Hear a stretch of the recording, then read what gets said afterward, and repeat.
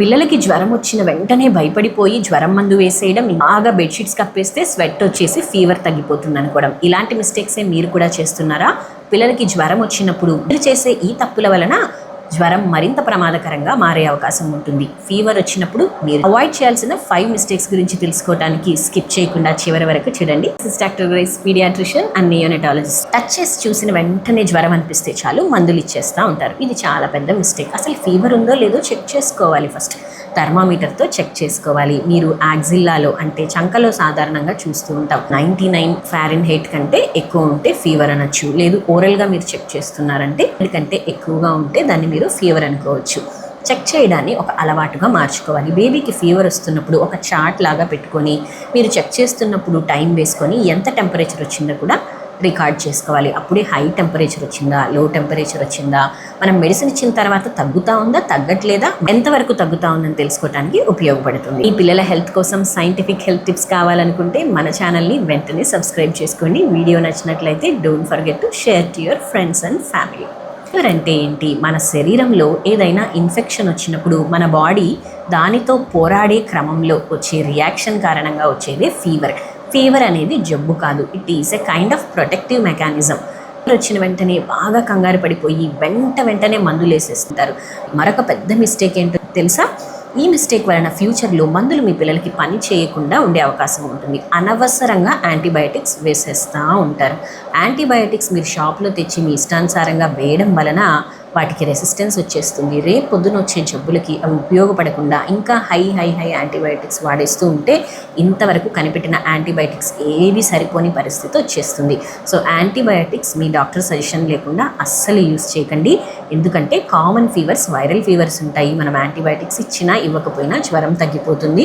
2 రోజులు వేస్తే తగ్గిపోయింది అని మీరు అనుకుంటారు, బట్ అది యాంటీబయాటిక్ కారణంగా అయి ఉండదు. పారాసిటమాల్ ఫీవర్కి వేసేస్తూ ఉంటారు.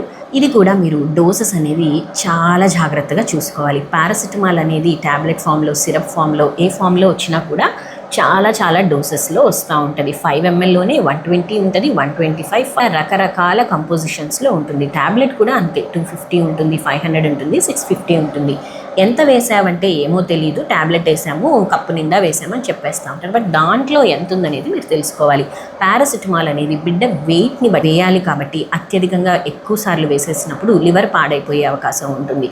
అండ్ కొంతమంది ఫ్యాన్సీగా మెఫెనమిక్ యాసిడ్ అనే మందు వేసేస్తూ ఉంటారు. ఇది ఎదుగుతున్న పిల్లల్లో వాళ్ళ లివర్కి ఇబ్బంది కలిగించే అవకాశం ఉంటుంది. కాబట్టి మెఫెనమిక్ యాసిడ్ మీ డాక్టర్ సజెస్ట్ చేస్తే తప్ప అనవసరంగా వేయకండి. కామన్గా మనం యూస్ చేసే పారాసిటమాల్ని మీ బేబీ వెయిట్ని బట్టి జాగ్రత్తగా వాడుకుంటే సరిపోతుంది. మీ పిల్లలకు ఫీవర్ వచ్చినప్పుడు మీరు ఎలాంటి జాగ్రత్తలు తీసుకుంటున్నారు కామెంట్స్లో చెప్పండి. ఈ వీడియోలో మీకు ఏదైనా కొత్తగా తెలిస్తే కూడా కామెంట్స్లో చెప్పండి.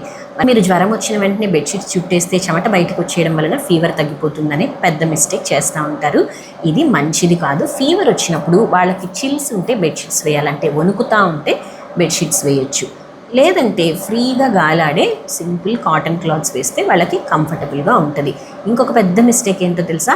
జ్వరం వచ్చినప్పుడు జ్వరం తగ్గించడానికి తడిబట్టితో తడవమని డాక్టర్స్ చెప్పారని చెప్పి నీటిలో ముంచేసిన క్లాత్తో ఒళ్ళంతా చుట్టేస్తూ ఉంటారు. అట్లే నీళ్లు కారిపోతూ ఉండే క్లాత్తో బేబీస్ని తుడుస్తూ ఉంటుంది. క్లాత్ని ముంచిన తర్వాత బాగా పిండేసుకోవాలి. పిండితే నీళ్లు రానంతగా పిండుకున్న తర్వాత ఒంటిని తుడుస్తూ ఉన్నప్పుడు అక్కడున్న కొంచెం ఆ తడితో పాటు కూడా ఫీవర్ అనేది ఆవిరైపోవటానికి ఉపయోగపడుతుంది. కానీ నీళ్ళు కారిపోయేటట్టుగా తుడిస్తే పిల్లలకి ఇంకా చలి ఎక్కువగా వచ్చే అవకాశం ఉంటుంది. మోస్ట్ కామన్ మిస్టేక్ ఇంకా అందరూ చేసేది ఏంటంటే, ఫీవర్ వచ్చినప్పుడు మీరు గుర్తుపెట్టుకోవాల్సిన డేంజర్ సైన్స్. 1 రోజు ఫీవర్కి, 2 రోజు ఫీవర్కి డేంజర్ సైన్స్ లేకుండా మీరు భయపడాల్సిన అవసరం లేదు. ఎక్కువ నీరసంగా ఉన్నా, డీహైడ్రేట్ అయిపోతూ ఉన్నా, ఫుడ్ అస్సలు తినకపోయినా, తట్టినా లేవలేని పరిస్థితుల్లో స్పృహలో లేనట్టుగా అనిపించిన, ఫిట్స్ వచ్చినా, ఎక్కువగా వామిటింగ్స్, మోషన్స్ అయిపోతూ ఉన్నా, యూరిన్ సరిగా పాస్ చేయకపోయినా నిర్లక్ష్యం చేయకుండా వెంటనే డాక్టర్ దగ్గరికి తీసుకెళ్ళండి.